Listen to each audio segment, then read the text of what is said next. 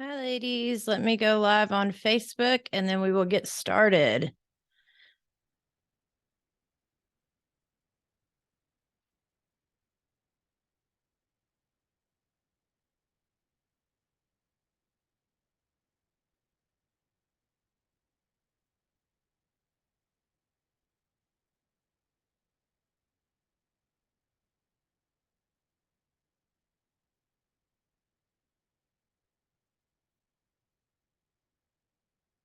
Sorry about this. Give me just a second.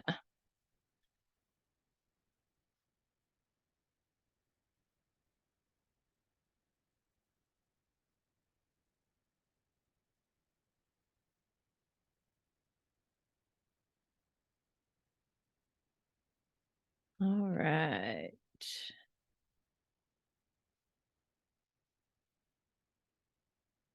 All right, let's go live. So excited for today. There we go.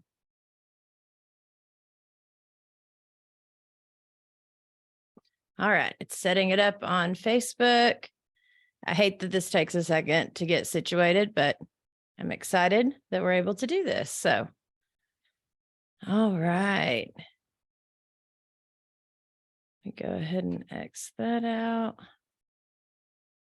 and go back. And all right. Hi, ladies. Oh, I'm so excited for today. It's the last day of our workshop. So day 3, we are talking about sessions. So if you have not noticed, which I'm sure you have, because I've been posting and talking about it on the podcast, but just to bring you up to speed, day 1, we talked about our consultations. Day 1, we talked about phone calls. Got to have a phone call first, right? Day 2, we talked about consultations. And then today we're going to talk about sessions. And before we get started, I want to let you know a little bit more about who I am, just in case you are new to our Facebook group or new to the podcast, because I'm also going to be putting this out as a podcast episode. I'm Samantha Brown. I am a professional organizer full-time. I still do that for a living, which I think is super important if I'm someone that is also teaching you how to do what it is that I am currently doing.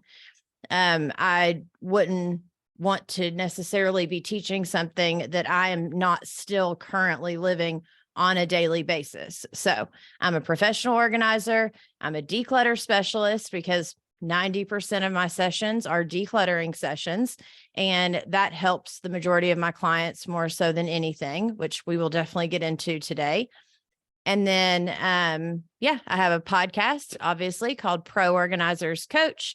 I have the Facebook group called Pro Organizers Coach.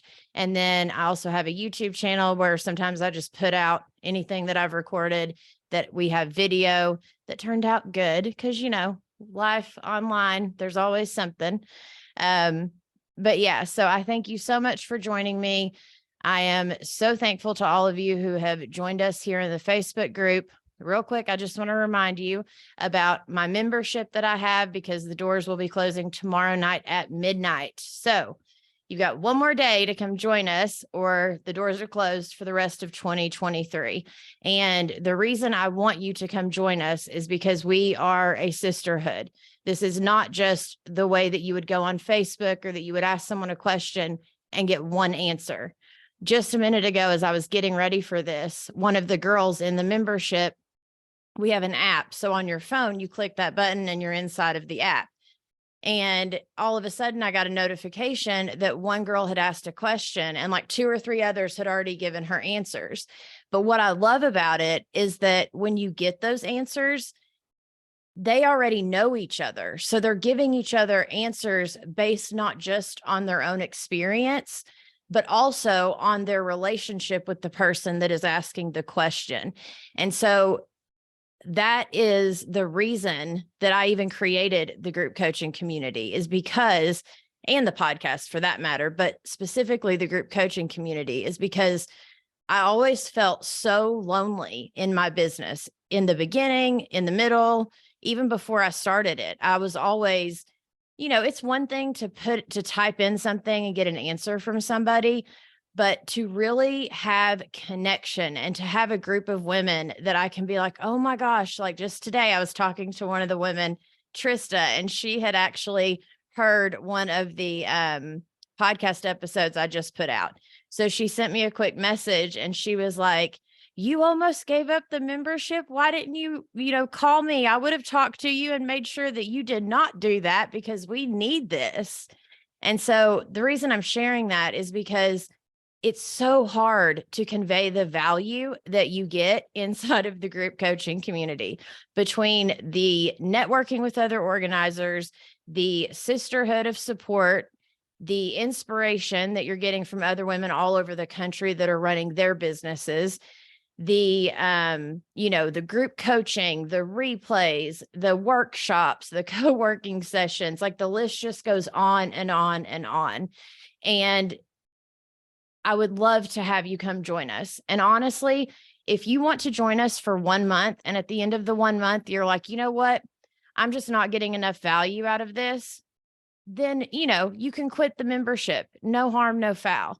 But I want you to at least try. So if you have even somewhat thought about joining us, please come give us a chance, because I promise that if you work the membership and the group and you come in and you come to the group coaching sessions, or at least watch the replays if you're not able to make it, you will get so much value for your business that you will start to see a difference and you will feel differently.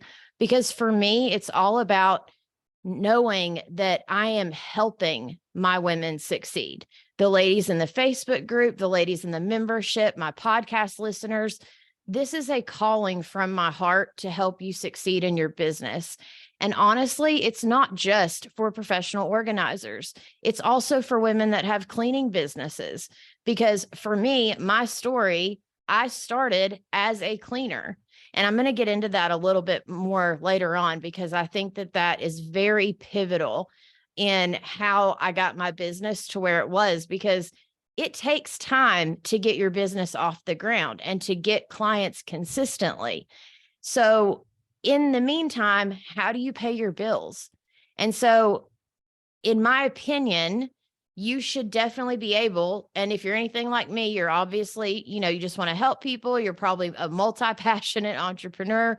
And so why not take something you're doing and slowly transition yourself, but do it in a very strategic way. So that way, within the 8 or 9 months that it takes to get those consistent clients, then you can be a professional organizer 100% of the time, like I do daily. So, all right, let's get into this. You ready? All right. So I've told you who I am. I reminded you that you've got about 24 hours left to come join us in the membership. And by the way, tomorrow, Sunday evening, the 10th of September at 6 p.m. Eastern Standard Time is actually our Sunday group coaching session for September, because last month was Labor Day. So the first Sunday we didn't do it then. So we bumped it to tomorrow. So if you join tonight or in the morning, then you get a group coaching session tomorrow that you can come to. And Tuesday is when the accountant is coming to do her workshop and to do a live Q&A at the end for all of my members. So I'm so excited about that. And last but not least, and then I'll stop talking about the membership, I promise. But bonus, anyone that joins this weekend gets a bonus 30-minute unstuck coaching session with me. Now, the point of that is to put it out on the podcast if you would like, or we could do an interview about what you've learned. If you're farther along and don't feel like you need an unstuck coaching session, but you would like to have an interview done, or you have a topic you would love to talk about on the podcast, as a member, you get a 30-minute podcast episode, whether it's an unstuck coaching session or whether it's an interview where we talk about a specific topic. And so, yeah, so come join us. What are you waiting for? Okay. All right. So today we're going to talk about sessions, and I want to kind of go into for it just a minute why I do sessions and not packages or hourly. So for a lot of organizers, especially when I first started my business, I had never heard of someone doing sessions. And what I kept seeing was that, oh, you're supposed to do packages. And I'm like, well, how do I know how many hours this job is going to take, especially in the beginning, which I still don't half the time can't tell you exactly how many hours it's going to take because it depends on the client, how quick they are at making decisions. I mean, there's so many factors that go into how long it's going to take to get that project done because it's a collaborative process. And so I was so confused by the idea of trying to do packages. The other thing that honestly was very hard for me was to be able, like the thought of going and telling someone, okay, this is going to take, 5 sessions, let's say at $300 a session. So you owe me $1,500 before we start working, or you owe me $1,500 half up front and half at the end. Like, to me, the idea of sitting down and telling someone that is already in a place of just needing help, and that, a lot of my clients and the people that I help, they are working mothers. They are, what you would almost consider middle class. And so to look at them and say, you owe me $1,500, which is, probably your rent for the month or double your rent for the month, especially years ago when I started, I like in good conscience, I couldn't do that. And so I used it and I turned it into part of my marketing. And so that, which I talked about during the consultations, but I will reiterate that whenever I talk to someone on the phone during the consultation, whenever I tell them I don't believe in getting paid for work I have not done yet, and I don't. And so once I say that, all of a sudden they trust me. And then whenever I explain to them, listen, so I do sessions. I do this a little differently than most organizers. And I do it, because it's going to help me. It's going to keep me from being so stressed out, keeping up with the hours, or even feel, honestly, like I'll tell you, even the idea of feeling almost like I had a boss, because once someone buys so many hours with me, do I have to stay with them and work with only them and then do this big project? And then all of a sudden, where does my next project come from? Or, it never made sense. And so the more I prayed about it and the more I tried to figure it out, the more I realized, why don't I just do this per session? So for me, I do a 3-hour session, but for all of my girls just starting out, I recommend a 4-hour session. And so that way, all of a sudden, you've taken all the complication out. It's very simple. It's very straightforward. And you're able to tell your client, here are my steps. This is what it looks like to work with me, which has, been our theme of what I've been wanting you to get out of this workshop, is so that way when someone calls you or you talk to someone, you are able to tell them, this is what it looks like to work with me. It's a 4-hour session. Each 4-hour session is, $300. And here's another little quick tip. You always want your pricing to end with a 7. There is something about the psychological number, kind of like, how people do like $2.99 or 99 cents. There's a reason they do that.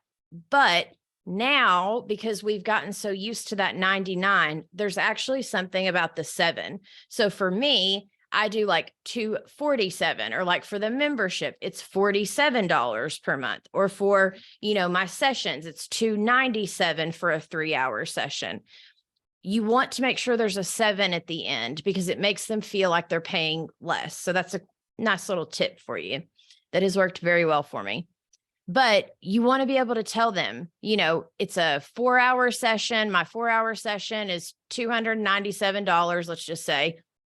And in those 4 hours, we will get done what we can. We can either do it together, or if, if you're talking to someone that's like elderly or that literally just needs you to be their hands and feet. Like I have a certain client that I was just telling her when she called the other day, I said, listen, you can sit in a chair. I will become your hands and feet, and you can tell me what it is you're needing done, because she was a very organized person, but she had recently had surgery and she's getting older. And so she already knows what she wants. She just physically can't do it on her own. And so for her, I'm like, girl, listen, you just tell me, I'll sit you in a chair. You tell me what to do and I will become your hands and feet. And she was ecstatic at the idea of that. And that's one example of a session. Then there's also another session I did this week with a lady where I was helping her pack. And for her, she literally showed me where the boxes were. She showed me where all the supplies were. And then she went in the other room. She's like, I want the kitchen packed up. And then she walked away. And so I put my earbuds in and sat there and, started packing everything really good for her. That's another example of a session. And just to kind of let you know, because I get this question all the time about sessions. Well, what if it goes over the 4 hours? Or what if it's under the 4 hours? Well, first off, if it's under the 4 hours, you can almost always guarantee that there's another little like closet or project or something else that you could do to finish up that last little bit of time. But very rarely does it go under the session time. Now, if it goes over the session time and you're able to stay, then and you see that like, oh, I can get this done and it's probably just going to take me an extra 30 minutes to an hour. Well, then you have the amount, you take however much you charge for the session, you divide it by how many hours your session is, and that is your hourly rate essentially. And you just add that to the end. Now, don't just stay for the 5th hour and add that to the end without asking the client. You want to always, always, always ask your client. So let's say I was doing a 4-hour session and I was at hour 3 and I see that, oh my gosh, I'm not going to be able to get this done in the next hour, but I know that if I stayed 1 extra hour, we could 100% have this done. Like I don't need to come back for a whole separate session for this area. And I want to get it done. I've got the time. So then I would go to the client and say, hey, so I know we just booked a 4-hour session, but I really believe if I stayed an extra hour, I could get this finished for you. Now, the extra hour is an additional $75. Do you want me to stay today, or do you want me to just stop at the end of my session time and come back another day, us finish this project at the beginning of the next session and then move into the next room? Which would you prefer? And based on their finances, their time, they'll tell you, and at the end of today, I'm going to talk about a few misconceptions, but just a hint, that's one of them, is that we think that like we have to know everything instead of just asking our clients. They will tell you what they want. I promise you. Okay. So let me see where I am. Okay. So we've talked about sessions, why I chose to do sessions instead of packages. You could also do hourly, but the reason that I like doing sessions is because for me specifically, I like being able to say, okay, I take my son to school at 8:30 every morning. I do a session from 9 to 12. I'm home by 1, or I run the stuff off from 12 to 1, and then I'm home by 1:30. Whatever that is that you need your schedule to look like. The reason we started these businesses is so we could set our own schedules. And so you've got to sit down and realize, what do I want my day to look like? Like ideally, if I could snap my finger and that is how my day looked, what would I want it to look like? And then you set it up that way. And then when people call you and you set up the sessions, you let them know, I work Monday through Saturday, or I work Tuesday through Saturday, and I do my sessions in the morning because I have more energy, or I do my sessions in the morning because my kids are at school. And so I either do a 9 to 12 or a 10 to 1, or if you're doing a 4-hour session, I do my sessions from 9 a.m. to 1 p.m. Monday through Saturday. Then my next availability is on the 14th, or, whatever the details are. But you tell them what your availability is. You tell them how it works, what it looks like to work with you, and what your kind of boundaries are. And if you're anything like me, that was so hard in the beginning. Like in the beginning, I was the one at 11 p.m., half asleep, and all of a sudden someone fills out my form and I'm like, oh my gosh, maybe I should call them back right now at 11 p.m. No, I can literally send a quick text if I see it right then and be like, hey, I saw where you reached out. I'll give you a call in the morning. Does 8:30 a.m. work for you?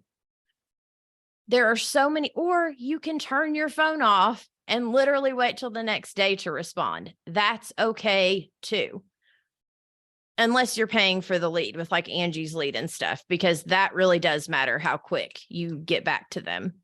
But my point is that we need to figure out, what do we want our business to look like? What do we want it to look like to work with us? So then we can tell our clients, here are my boundaries. Here are my expectations. These are my guidelines. Or, they don't know that you're the one that set that business up that way. We wouldn't go into, Walmart and go ask an employee like, hey, can you give me a discount on this thing? Or, hey, can you like change the color of this, whatever? Or, because we know Walmart set it up that way. The employee did not set it up that way, and that they can't really help us change anything, right? We forget that when people reach out to us, they are reaching out to a business. And so in their minds, the business is set up the way it's set up. And so they either accept the help with the boundaries and with the rules and the pricing as is, or they don't. But for us, we're like, oh my gosh, I can't tell them that, because we are so attached to our business and our business is us. But they don't know that. That's inside of us. So we have to be the ones to overcome that. And the more you do it, the easier it gets, I promise you. But I remember being so afraid and being someone that would work 24/7, when the whole reason I started this to begin with was to work less and to have more time with my family and to be able to go to the pool if I wanted or something, like to have my own life, which I never had. Okay. So let's talk real quick about during the session. Then we're going to talk about after the session. And then we're going to talk about some misconceptions in the industry that I would like to share with you, because if you are anything like me, which I know you are, you more than likely love God. You are a heart-centered entrepreneur that wants to help people and come from a place of, blessing others and helping others. And you also may have some issues with having a strong backbone. You may have some issues with setting good boundaries with people. And the only reason I say this is because that is exactly who I was. I literally had a friend one time tell me, Samantha, you need to get a backbone. And she was supposedly my friend, which, that's neither here nor there. But the point is I really didn't. I was a yes person to anyone and everyone all the time. Anyone needed anything. Yes, I'll do it. Yes, I'll do it. And you get to a point where you are so burnt out, you're not helping anyone, no one. And you are miserable in your own life, which is why I said, you've got to decide, what do you want this business to look like?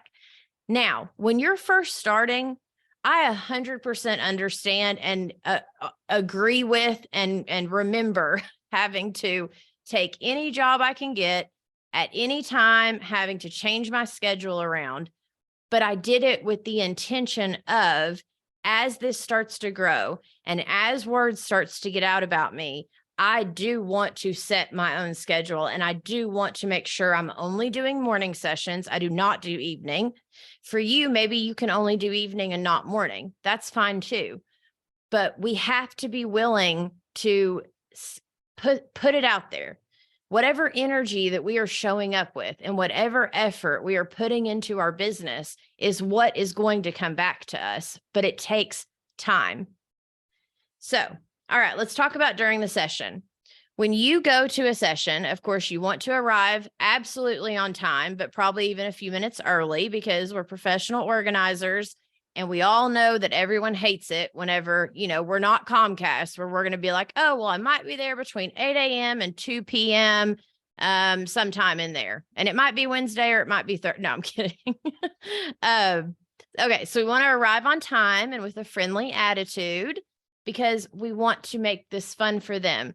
They are already so stressed. They're so overwhelmed. We want to come into their home and start talking to them with a calming presence. We want to help calm them down, and we want to help them feel peace and excitement over the fact that we are there. They might still be stressed out about the idea of what the job we are about to do and about having to go through their stuff and about having to release things, but we can bring the peace and the calm with us.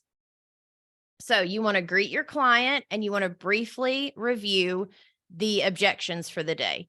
Like, oh, hey, okay, so today we're doing the master closet. So, hey, let's go in there and kind of look around and come up with the game plan. Or if you've already talked about the game plan, either through text or at the consultation or anytime along the way, then go back over with them, because sometimes they will change their mind on you.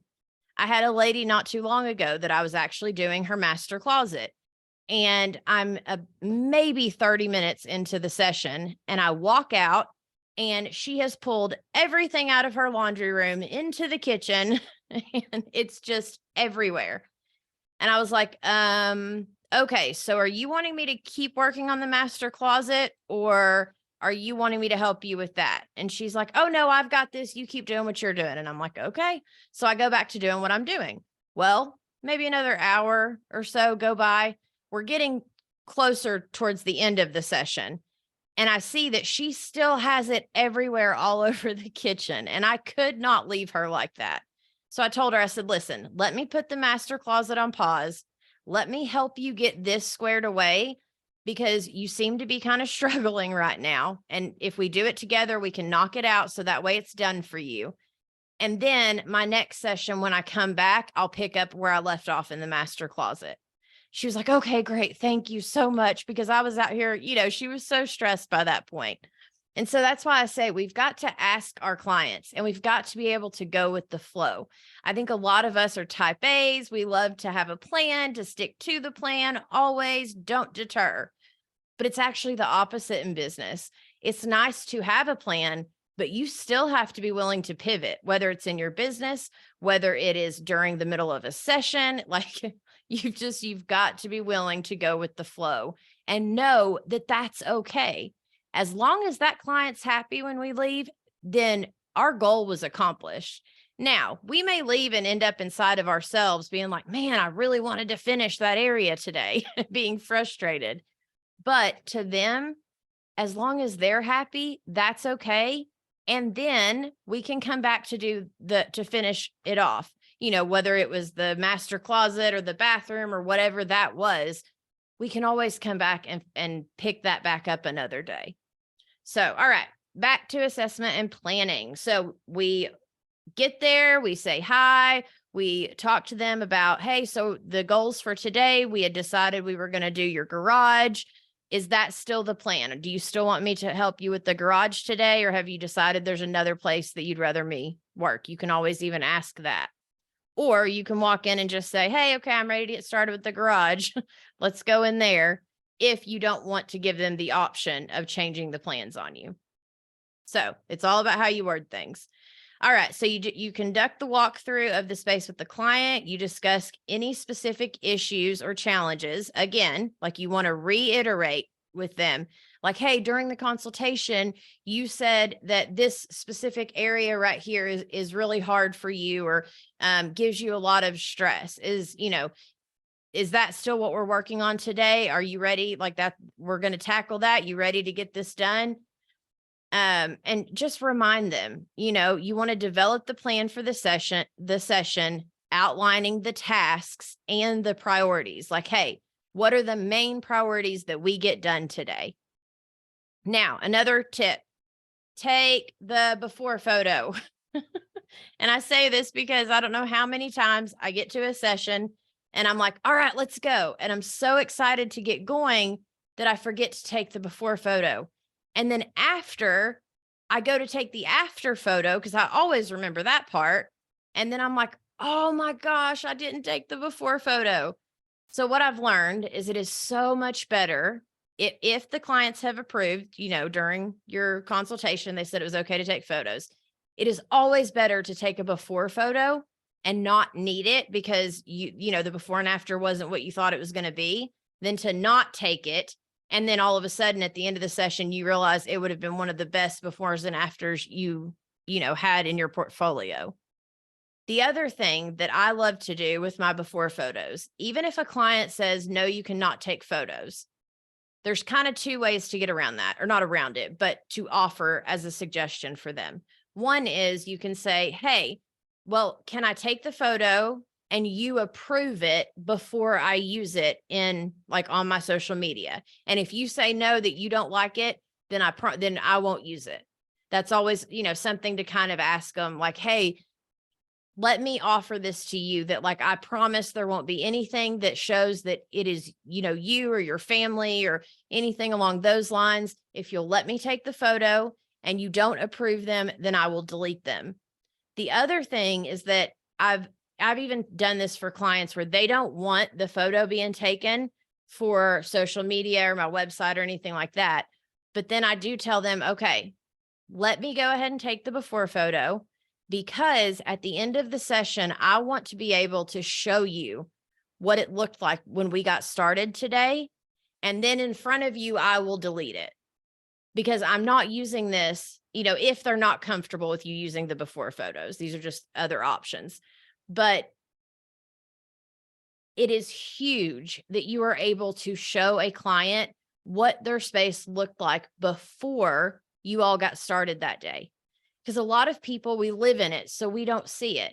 So we go in, if we, you know, get started and we do a session and then we're standing there at the end, the client still may not fully understand the value sometimes.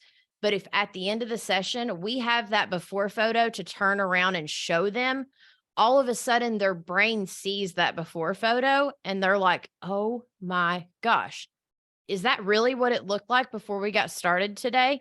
Like I hear that all the time.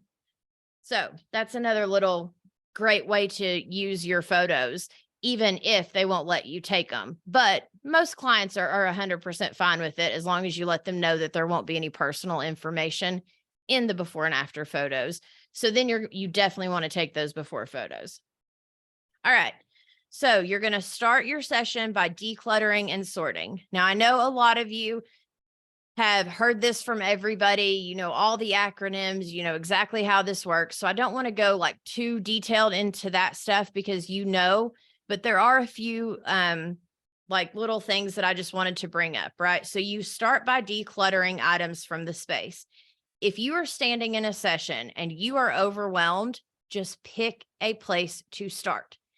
Every single time it has worked for me where if I just pick a point to start, then all of a sudden my brain kicks in and I'm like, oh yeah, I know how to do this, you know? All right. Assist the client in making decisions about what to keep, relocate, or release, right? So I kept finding that a lot of my clients were very overwhelmed by me asking them, do you want to keep this? Do you want to recycle it? Do you want to donate it? Do you want it to go to trash? Does it need to go to another room? On every single item. Like that's a lot. And they're already so overwhelmed. And so for me, I got to a point where it literally is keep or release, keep or release. That is all they need to tell me. Now, relocate is also another thing. You always want like a bin or a basket of stuff that like, oh, well, we are in the garage, but that's stuff that needs to go to the kitchen or inside the house, you know, but you don't want to take it right then. You just want to put it in that little basket because if you take it away or if they take it away, they're going to get sidetracked. So you want like a little bin or basket or an area of stuff that goes to other rooms that could even be their homework at the end of the session, right? Of stuff like, hey, take that stuff you wanted to keep. But each of those items, still, I need you to tell me, are you keeping this or are we releasing it? Now, if we are releasing it, then I will decide if it goes into trash or donation. That's not on my client to decide. That's for me to decide. I just need them to then go to the next item and keep or release. Now, if they decide they want to keep it, but they're like, oh, I want to keep that, but that actually goes into the bathroom. Oh, great. Well, then we're keeping that, but let me go ahead and put that over here in the bin or the homework bin or whatever you want to call it of stuff that goes to other rooms. But now let's keep going in the box or the bin or the area that we are currently in. But for the client, it is literally just keep or release. Do not overwhelm your clients because they are already extremely overwhelmed. All right. So, that is, and then of course we sort the items into, the piles or the bins, the stuff that they say they want to keep. We can either, put it into a bin and then put it right back up on the area in a nice, neat, orderly fashion before we, or if we've already, here's another tip, right? Like a lot of clients will say, do I need to order anything for the session? And my answer is always no. But if you want to go around your home and find all of the bins and baskets that are empty that you have already purchased, because 90% of them, when they wanted to get organized, the first step was they went to Target and bought a bunch of bins, right? And so if you can ask them in between the consultation and the session, instead of going out and purchasing anything, just go gather up all of the bins and baskets that you've already purchased, or any extra bins or baskets, or even boxes that you have, just so while we're going through, we can contain, because I don't know what to tell you to purchase, or I don't know how to make you an Amazon list to send you the link for items for you to buy if I don't know what's even going back in that area. Like we may declutter and you may not even have that many things left that need to go back in this space. So then we may only need one basket on one shelf, or we may declutter. You kept a whole bunch of stuff and we actually need 5 baskets for this area, and so it's hard to tell them exactly what to get, and you don't want your clients wasting money. Plus, once you measure, you've got to decide, okay, in these 30 inches, do I need, 2 bins or baskets? Do I need 1? Like there's so many things that go into that. And so in between the consultation and the session, just tell them to get any bins or baskets, or even a few little small empty boxes that they have. You can always rip the sides off if you need to, just to have something to put in that area until you can send them a link later, or they can get somewhere to like Target or wherever to buy their own bins. So, all right. But yes, remember, keep or release. That's it. And then real quick, I wanted to mention some stumbling block excuses when you are helping clients keep or release. Okay. This is just super quick. So a lot of the clients, the things that you are going to hear are going to be things like, well, and the main one that actually I wanted to make sure to mention was, but my aunt gave me that, or that was a gift. I talk to my clients all the time. And so my response is always, okay, so you have gift guilt.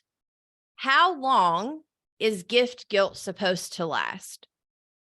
And I say it very seriously like that. And then I just wait for them to answer.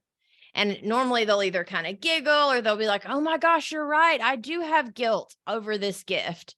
And then I kind of joke and I'm like, you're right. It's fine. We all have gift guilt. Everyone does. But is this really something that you need to hold on to, even though Aunt Susie gave it to you and has never seen it since, and it's been under a pile of boxes for the past 5 years? Like, do you really need to hold on to this? And if the answer is yes, fine. We'll find a place to put it way up high or behind some other stuff out of the way, not in our prime real estate area. But talking to them about gift guilt is something that you want to make sure to talk to them about.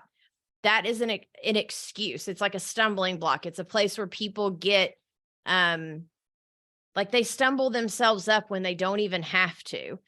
Paperwork is another one where people can get very discouraged. And so a lot of times I will take that paperwork and we will just put it into a pile. We'll keep going in the area we're in. And then we can either set a different session for the paperwork pile, or you can take the, and have them as homework go over that paperwork if they feel like they can do that on their own. And so there's definitely some places that people allow themselves to be blocked on the reason why they cannot release the items. The other one is, I might need this someday. That one, I don't have any ideas for you. I mean, I do, but those types of things, you just have to talk it out with them. Like, okay, well, what does someday look like? Which day, like, what would you actually need this for? How long have you had it without wearing it? That kind of thing. It's always about questions and communications with your client. All right. Now, organizing and categorizing. So, first, we assessed and walked through. We made the plan. We got started. We are decluttering and sorting. Now we're organizing and categorizing. So, we're determining the most efficient and logical way to organize the remaining items once they've decided what to keep. Then we're going to use appropriate storage solutions and containers to categorize and group items, and then we're going to label them. So, of course, that is also when bins and baskets would come in, where if they either already have them and they don't want to spend any more money, great, we'll use what you have as best we can. Or if they're like, no, I really want new bins and baskets, okay, great, we'll use what you have or the little boxes for now. And then in between now and the next session, either I can send you an Amazon link and do the research, or you can go and get yourself some baskets and bins to put the stuff in on your own. All right, maximizing space. So optimize the use of available storage space, such as closets, cabinets, shelves, but do not forget about the vertical space. Like always, like think about the vertical space. A lot of us, we, think about the stuff going in and out, or, even up high, like we think about the prime real estate on the shelves. But what about the inside of the door? Or what about, even on the wall, like if we could, or on the side of like your refrigerator now, they have like the spice racks that have the magnets. Like and I know all of you have probably done all this research on all of the amazing bins and baskets and options. It's just, don't forget when you're in that moment to look at some ways that maybe the vertical space can be used, because our clients never think of that. And then they always say, oh my gosh, I would have never thought of that. That's when you're doing good, is when your client says that. All right, cleaning and maintenance. Of course, as you go, you want to wipe down surfaces, removing dust, and then you want to create a plan with them or talk to them about how maybe you've even left some space. So as they bring new items in, how they can maintain what you all have already set up together. Now, time management. I wanted to talk about this because when you're in your sessions, you want to keep track of your time. You want to stay on schedule to accomplish that session's goals. Like, try very hard to not get distracted, because your clients will get distracted. And your goal, especially if they're a client with like ADHD, those types of things, the whole point and purpose of you being there is to help keep them on track and to help keep the session moving forward in a timely manner, right? You don't want to be super pushy, but you also want to remind them if they start like talking and telling all these stories, like, oh my gosh, hey, yeah, I love, like, that's amazing. But I just wanted to let you know, like, we're about halfway through the session.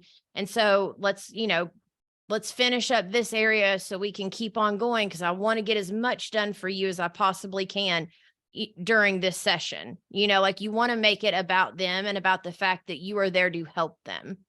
But you also want to let them talk sometimes, because some people literally just need a listening ear, not more so, but just as much as, because every client's outward space, for the most part, unless they're moving or unpacking, or they've had like a big life struggle, like something, that isn't of their normal routine.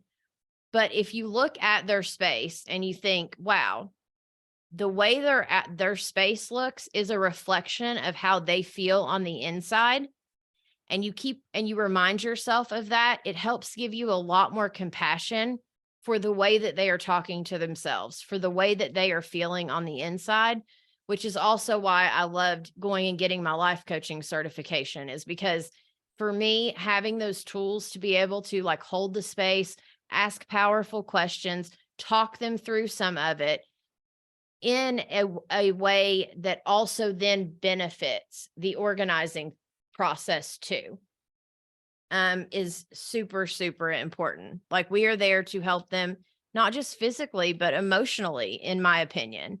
And not all clients. Again, all clients are different. Some clients are like, girl, don't talk to me. Just get in there and do what I'm paying you to do. And that's fine too. That's when my earbuds go in.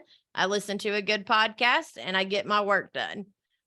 All right. So, yes, time management is huge. And then also you can talk to your clients about their time management. Like, how are you? Do you need help setting up your schedule? That's a service that I offer. If you feel like you could help them in that area, or that that's something you're comfortable with offering to your clients, helping them with time management, or like time blocking, or whatever that is that you feel like you could help them with, or, teaching them and showing them how, if you could pick 3 items per day to try to get off of your to-do list and not focus on anything else, then at least you get those 3 things done per day. Like, I'm sure you've heard all the little like kind of tips and tricks and stuff, but we can't assume that they've heard those. They don't love organizing and decluttering the way we do. They don't, they're made differently than we are. They don't even probably think about those things. And so the more information we can give them in a way of, hey, have you thought about doing this? Or would it benefit you if I offered this to you? We could do a session of, us sitting down and talking about, your bills or your schedule for the week. And I can help you come up with a plan to where, you aren't so overwhelmed daily, every single day in your life, or whatever that looks like. Like, get creative as you're there with your clients. Even if it's not something you've ever offered before, if in the moment you see a need for it and it's something you can offer that client, all of a sudden that's a service that you offer if you know that you are able to accomplish that. Now, don't offer them something that you're not sure you can accomplish, because then that's just going to make you look bad. But a lot of us are very good at a lot of different things that they're so easy to us, we sometimes forget how valuable they are to other people. All right. And then, this kind of goes into my next point, which was just client involvement, teaching them organizing principles and strategies so that they can maintain the space in the future. All right. So our session's done. We've, helped them. We've categorized. We've talked to them after about maintaining. We've, and then so now we want to review and recap with them what we've gone over. We want to walk through the space with them, and whether they were a part of the session or you did the session without them, either way, you want to discuss the changes that were made. Like, even if they were there making those decisions with you, I always still at the end do an overview. And I'm like, hey, remember, we moved this stuff here and this stuff's here now. And then this is the way we organized this. You just want to do an overview, because it's just a nice way to cap it off at the end of what you got accomplished that day. And it helps them keep up the organizing system. And I always tell clients, especially kitchens, now listen, if we moved a bunch of stuff around, it's going to take you a week or so to remember where the new things are, because you've already been living here. So you're going to automatically go back to where it used to be. But if you give yourself about a week or so to remember, then all of a sudden it'll feel like it's always been this way. So just give them that little heads up so they don't feel crazy when they go to get a fork and it's in the exact opposite place. Because I have clients that are like, oh, I felt so dumb. I know we moved it to this other drawer, but I keep going back to the other one where it used to be. So if you just go ahead and tell them up front, like, hey, expect this over the next week. It's going to take you some time to, for your body to realize the changes that we've made, but that's normal. You're not dumb. It's just part of the process. Don't say you're not dumb, but you know what I mean. Okay. Discuss the changes that are made, the new system. You ensure that they are satisfied with the results, which a lot of times they will let you know. And some clients, I will just give you this heads up.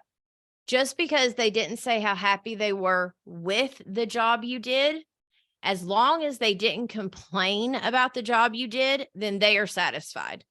Now, 80 to 90%, and I guess it also probably depends on what where you live and the type of people that live in that area. But for the most part, people are like, oh my gosh, thank you. That was amazing. That was great, which makes us feel good.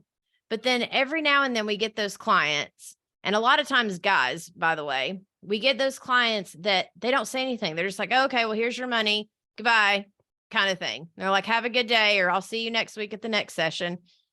And you walk away thinking like, were they even happy? Did I do a good job? Like, I felt like I did a good job, but they didn't seem very happy with what I did.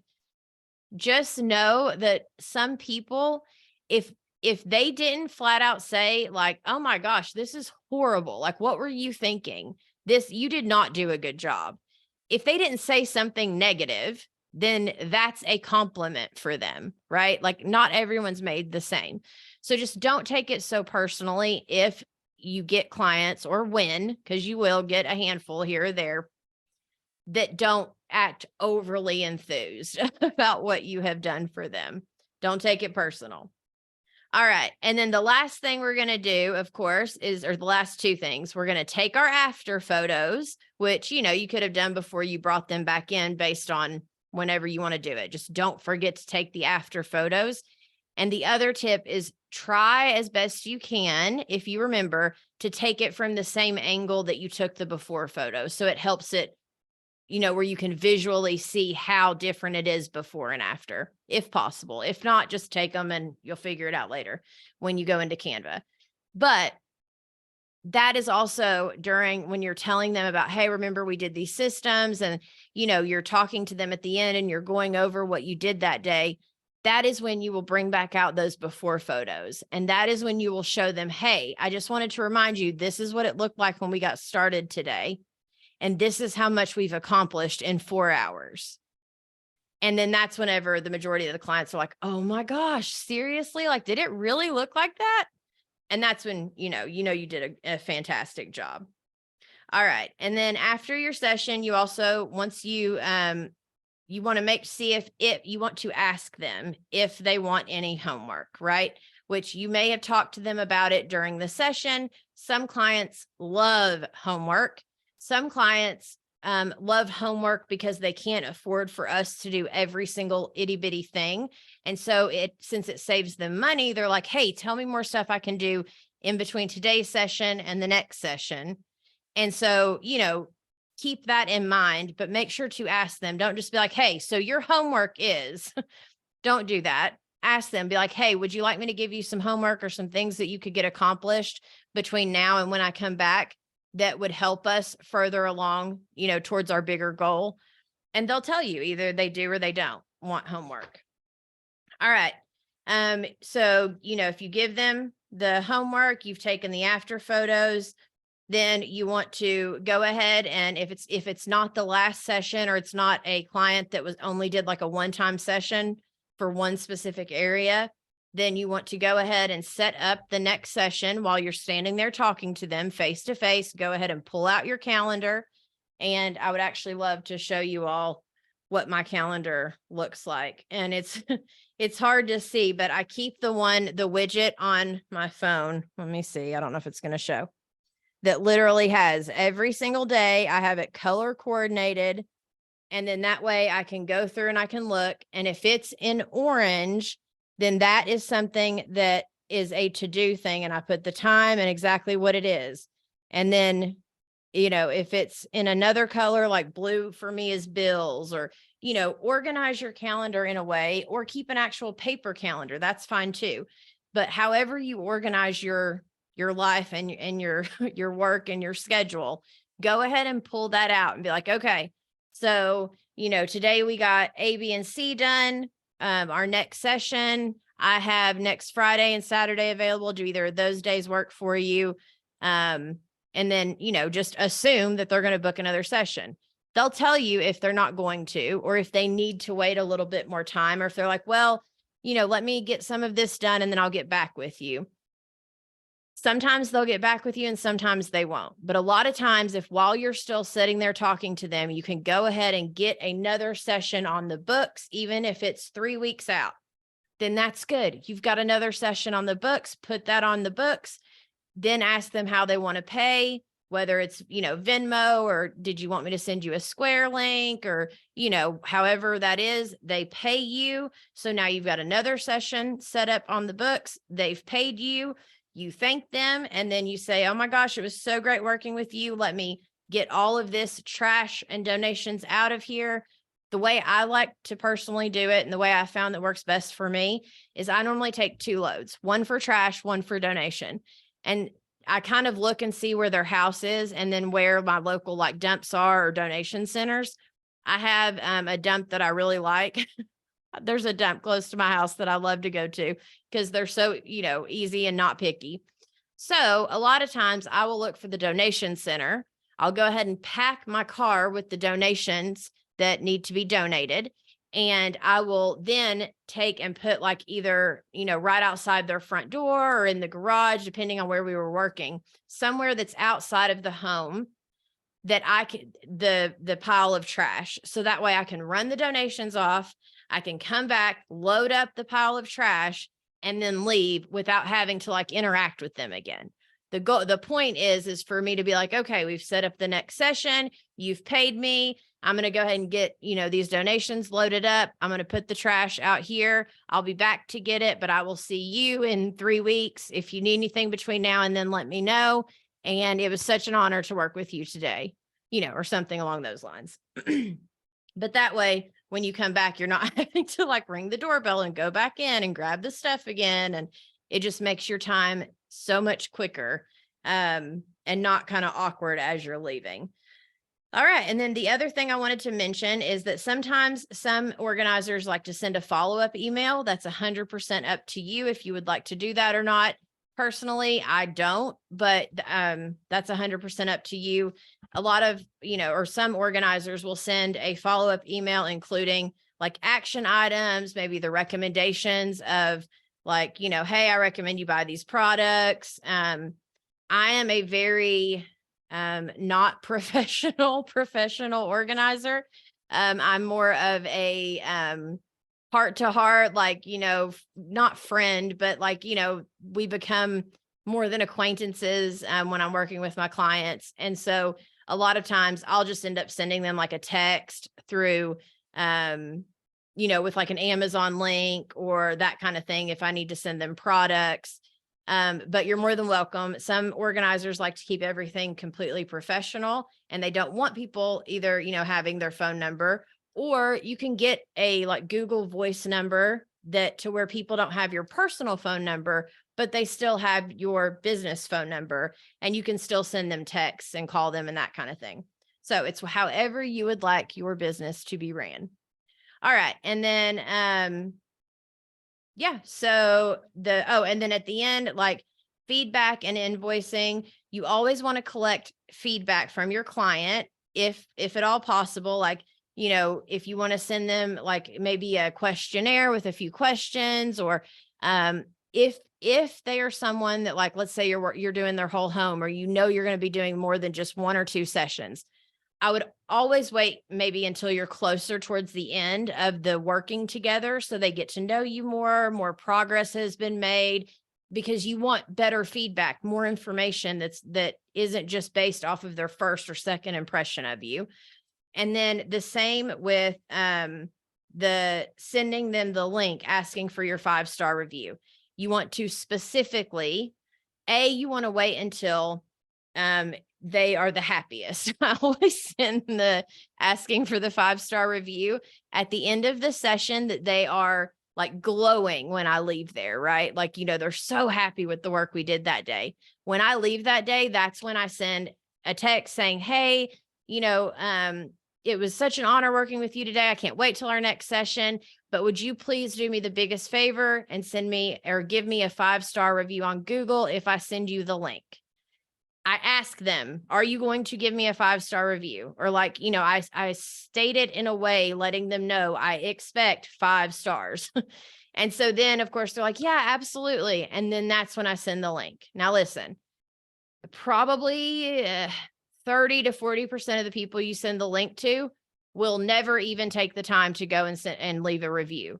But at least you have set the intention of, I want a 5-star review. and you've done it strategically when they are the happiest with you. Okay. All right. So quick, I know we're at the hour mark, but I'm having so much fun and this is the last day. And okay, so real quick, I wanted to talk about 3 common misconceptions that I believe are in the professional organizing industry, not in a bad way, and maybe misconceptions is the wrong word. I feel like are almost 2 types of organizers, or maybe even more types of organizers, right? Like we all set our business up so differently and we are all different, unique people. But for me and for my listeners and for my heart-centered ladies that are there to help people and just want to bless others and, do things in a way that, yeah, I'm going to stop right there. But anyways, that are more heart-centered and that are also, maybe even do like half cleaning sessions, half organizing sessions, that kind of stuff. I wanted to talk about a few things, like 3 separate things that to me are misconceptions. Now, to other people, they may be 100% accurate, but for me and the types of clients I get and and from my experiences, to me, they are misconceptions. Okay. You ready? All right. Number 1, that we have to be 100% prepared, professional, and have all of the answers always to everything that our clients ask, that they may think that, and that's a misconception. We do not have to be 100% prepared, have every answer, know all of the answers down to a T, do all of the research, have everything perfect. We don't. What we do have to have is compassion, a listening ear, and if we don't know the answer, being willing to say, well, I don't know the answer to that, but I am willing to find out and then I will get back with you. It's okay to say that. We don't have to be 100% perfect 100% of the time because no one is.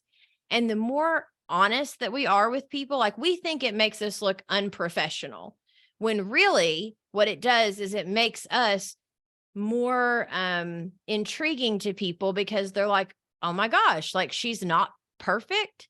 Because I hear that all the time. Oh, your home must be perfect because you're a professional organizer. It is not whatsoever. Now, is it better than it used to be? Absolutely. Because I have systems that I've implemented and I'm learning, but I am still learning on a daily basis as well. I don't have it all figured out. I'm just taking it one day and one step at a time. And that's why I like doing it this way and explaining to my clients, listen, I am, a hot mess on certain days too.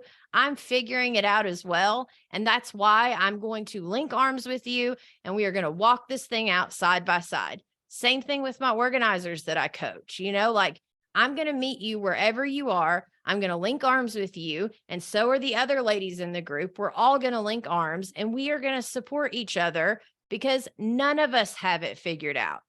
But all of us combined, we can figure this thing out for you. So, all right, misconception number 2, that we need to look at what everyone else is doing, and we must do the exact same thing in our business if we want to succeed. That is 100% a misconception. The more that we are honest with who we are, the more that we decide, what do I want my business to look like? What do I want my statement of this is what it looks like to work with me? What do I want it to look like to work with me? And then that's what we create. And we do it from a place of like good intention and being willing to fail forward and being willing to pivot and being willing to,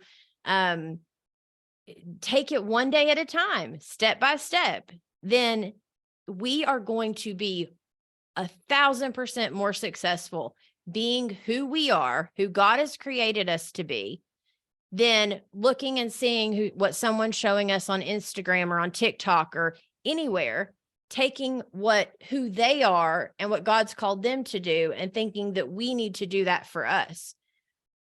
I've always heard it said, God can't bless who you pretend to be. And it's true. he could if he wanted to, obviously, but the point is that the more we are authentically ourselves and we talk to those people that are authentically our people that are out there for us to speak to and to help, the more successful that we are going to be and the more happy that we're going to be. Because when I work with people that are not my type of people, I am miserable. Like, yes, the check cleared, or, like I got paid. I'm thankful for that. I can pay a bill. But at the same time, it doesn't have that same like excitement and fun and, having a good time the way that it does when the clients that I'm attracting are the people that are my kind of girls, right? So that's just a thought and a misconception, in my opinion. And then last but not least is we have to only be professional organizers. And what I mean by this is we think that to have a successful professional organizing business, we have to only be professional organizers, or that we have to be only cleaners, or that we have to be only whatever. No. When I started my business, literally, I started it as a cleaning business. I was a caregiver for autistic children for over a decade. Then I started cleaning houses on the side. Then I'm like, oh, okay, well, maybe I can take this house cleaning thing and like do that more often. But I was still caregiving sometimes and still cleaning sometimes. Then that pivoted to cleaning all the time. And then that was just not for me. Like, it worked for a while. I was thankful for it. But then when I decided I wanted to be an organizer, well, you don't have a line of people ready to work with you the second you open the doors, right? And so it takes time. Like it can take up to like 9 months to a year from the time that you decide you want to be an organizer till the time that you have like consistent people coming in to work with you all the time. Well, how are you paying your bills in those 8 or 9 months? Well, you could, do babysitting, you could do house cleaning, like the list goes on and on and on. You could get a part-time job and then, work that 4 days, 3 or 4 days a week, and then do your organizing business on, the other 3 or 4 days. Whatever you need to do to get scrappy, to get your bills paid while you build this thing is 100% how it's going to happen. This is not an overnight success. It's just like with the podcast and with the membership. I remember my husband being like, what are you doing down there? Like, why are you spending so much time in the office all the time? And you're doing it for free. And I'm like, honey, this is the long game. And not that it's a game by any means, but in the sense of this is my plan long term for my business, for our family, for our lives. I am creating what I want my life to look like. But I know it's going to take time. I know this is not going to happen overnight. And so I had to take any and every little scrappy job that I could get. I did pet setting. I did house cleaning. I did, I don't even know. The list goes on and on and on. But what that's done over time is it's helped me build my network like crazy because all of these people trust me. B, it has also helped me to where now when I am faced with a situation that I need my brain to like figure out something to do for that, I'm like, oh my gosh, we could do this. Or have you thought about this other thing? Because I had to get scrappy in the beginning. I had to be able to pay the bills. My husband had a motorcycle accident. We literally had just launched the business and him and I were going to be doing it together. He was going to be doing handyman work while I did the organizing. And that was the business we were going to build. And literally a couple months later, he got hit by a truck on his motorcycle. He broke 28 bones. He literally broke his neck, his back. He was in a full like body cast. He had to relearn to walk again. And so all of a sudden, I am the only one paying our bills and we have kids.